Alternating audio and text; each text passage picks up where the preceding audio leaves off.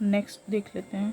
तरनी तनुजा तट तमाल तरुवर बहुछाए, झुके कुल सो जल परसन हित मनहु सुहाए। इस कविता की दूसरी पंक्ति में कौन सा अलंकार है? उत्प्रेक्षा अलंकार। उत्प्रेक्षा अलंकार की पहचान है, ये इम्पोर्टेंट क्वेश्चन है, और इसकी ये पहचान है कि इसमें मनहु शब्द है। उपर्युक्त कविता की दूसरी पंक्ति में उत्प्रेक्षा अलंकार है, और इसकी जो पहचान है वो ये है कि जहाँ उपमेय में उपमान की संभावना पाई जाती है वहाँ उत्प्रेक्षा अलंकार होता है। आपको केवल ये देखना है कि जिस अलंकार में मानो, मानहु, मनहु, मन, जानू, जानहु, जनु आदि शब्द आते हैं तो वहाँ पर उत्प्रेक्षा अलंकार होता है। ये वर्ड्स जो हैं ये पहचान होते हैं, किसी भी वर्ड्स में आ जाए, किसी भी सेंटेंस में आ जाए, जैसे ये है, ये पूरे उसमें आ गया है। इसी तरह से बीच बीच में कभी ये आ जाएगा, कभी ये आ जाएगा, कभी ये, इस तरह से, तो वो आपको पहचानना है कि ये उत्प्रेक्षा है। नेक्स्ट देख लेते हैं। आमरण में कौन सा समास है? आमरण में है अव्ययीभावी समास। आमरण में अव्ययीभावी भाव समास है। अव्ययी भाव का अर्थ अव्यय हो जाना, और वास्तव में यह क्रिया विशेषण अव्यय का काम करता है, अर्थात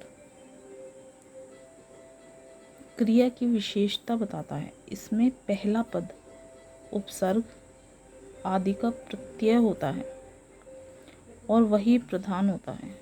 जैसे आमरण यानी कि मरण तक, यथासंभव यानी संभावना के अनुसार, यथाशक्ति यानी शक्ति के अनुसार, यथा साध्य यानी साध्य के अनुसार। पहला पद जो है उपसर्ग, पहला पद कौन सा होता है? ये है यथा। पहला पद आ, पहला पद यथा, ये पहला पद होता है। तो पहला पद उपसर्ग आदि का प्रत्यय होता है। चलिए आगे देख लेते हैं। द्वंद्व समास में कौन सा पद प्रधान होता है? द्वंद्व समास, ये इम्पोर्टेंट समास है। इसमें क्या होता है? दोनों पद प्रधान होते हैं, और एक पहचान इसकी ये भी है कि इसमें डैश यानी योजक चिन्ह लगा रहा होता है। चलिए देख लेते हैं। जैसे द्वंद्व समास में दोनों पद प्रधान होते हैं। इसके तीन भेद हैं। पहला इतरेत द्वंद्व, दूसरा वैकल्पिक द्वंद्व, तीसरा समाहार द्वंद्व।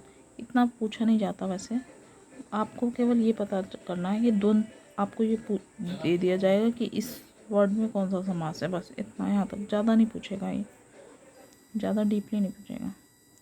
वह द्वंद्व जिसमें और से सभी पद जुड़े हों और पृथक अस्तित्व रखते हों इतरेतर द्वंद्व कहलाता है। जैसे राम और कृष्ण। जिस द्वंद्व समास में दोनों पद दो के बीच या अथवा आदि विकल्प सूचक अव्यय छिपे हों उसे वैकल्पिक द्वंद्व कहते हैं। जैसे पाप पुण्य, भला बुरा आदि। समाहार द्वंद्व से ऐसे युग्म शब्द बनते हैं जिसमें दो पदों के अर्थ के अतिरिक्त कुछ और भी अर्थ निकलता है। जैसे दाल रोटी, दाल और रोटी अर्थात भोजन के सभी मुख्य पदार्थ। नेक्स्ट देख लेते हैं। सुक्ति का सही संधि विच्छेद है सु प्लस उक्ति। सूक्ति का सही संधि विच्छेद है सुउक्ति। सूक्ति में दीर्घ स्वर संधि है।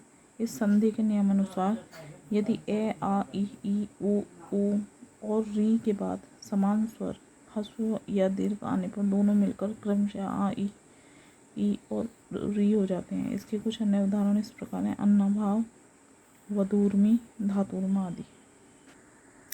नरेश का सही संधि विच्छेद है नर प्लस ईश। नरेश का सही संधि विच्छेद नर प्लस ईश है। ए प्लस ई है। नरेश में गुण संधि स्वर संधि है।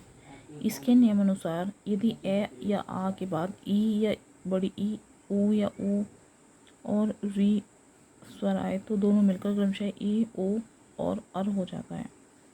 इसके कुछ अन्य उदाहरण इस प्रकार हैं: सूर्योदय, सूर्य प्लस उदय, वीरोचित, वीर प्लस उचित, महेश, महा प्लस ईश, महर्षि, महा प्लस ऋषि, महोत्सव, महा प्लस उत्सव आदि। तथैव का, ये क्वेश्चन इम्पोर्टेंट है, तथैव का सही संधि विच्छेद है। इसका तो रट लेना है पूरा अच्छे से।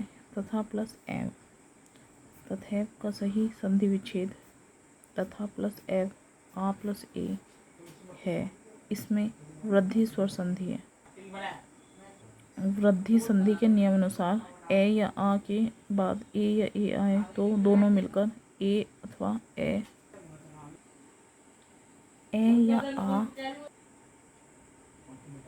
या आ के बाद ओ या ओ आए तो दोनों मिलकर ओ जाता है। इसके कुछ अन्य उदाहरण इस प्रकार हैं: सदैव, सदाएव, महोषध, महा प्लस औषधि, एकक, एक प्लस एक। अत्याचार का सही संधि विच्छेद है अति प्लस आचार।